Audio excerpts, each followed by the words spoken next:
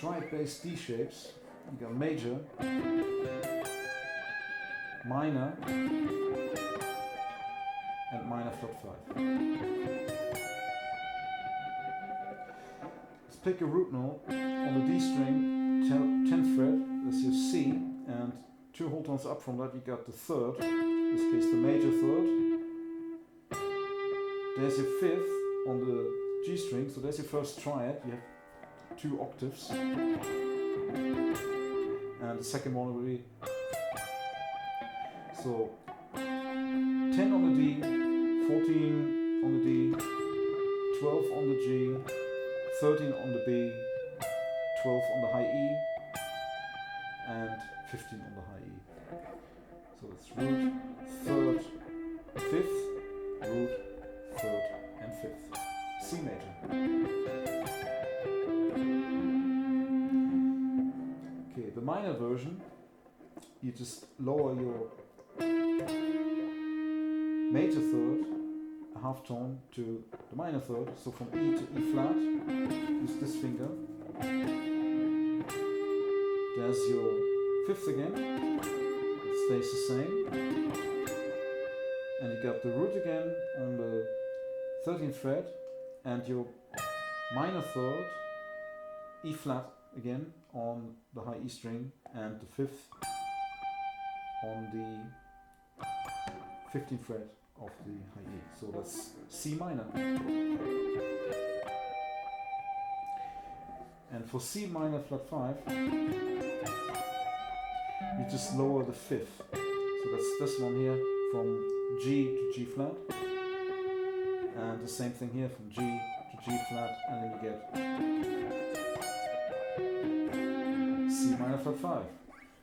Let's harmonize the major scale with these shapes. So our lowest fully fretted triad based D shape would be E minor, so that's from the 2nd fret of the D string, the 5th, the 4th on the G, 5th on the B, 3rd on the high E, and 7 on the high E, E minor.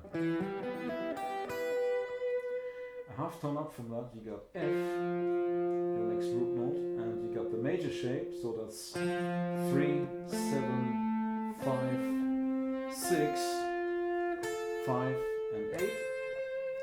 Move that same shape up 2 frets. You got G major.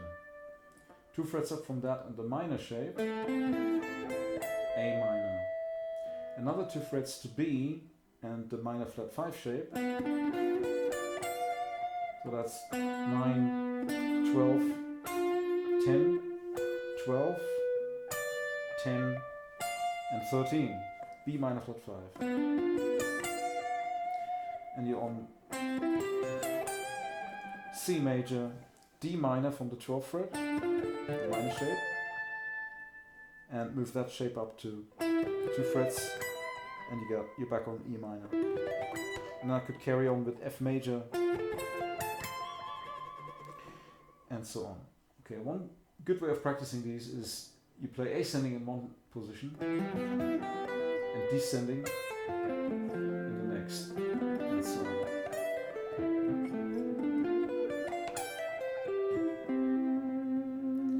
Okay, it's a very usable shape. You don't always have to play the full shape, you can also fragment it by starting from the 5th, let's say an A minor. So here's the 5th on the G string. Makes it quite nice and shreddable.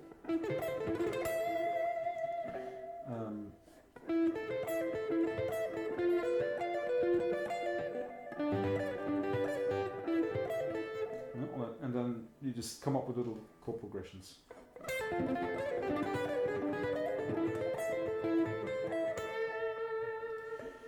You hear that a lot in Yngwie Malmsteen's playing, where he would just take the basic shape and but adding a neighboring note. So he goes one step higher here. That's an E minor.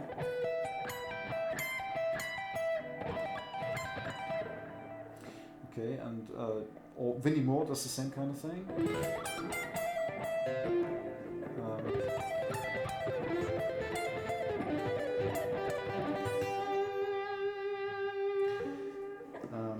Also good for Eric Johnson type quintuplets. So here I'm doing that a lot, especially combined with pentatonics.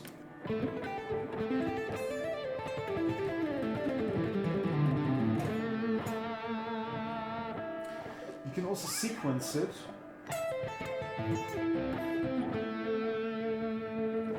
So what I'm doing here is I'll just play three steps down and one up. 3 down, 1 up.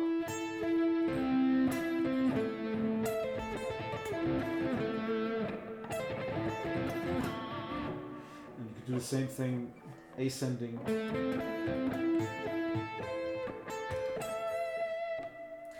And then try and combine these. And see what you can come up with.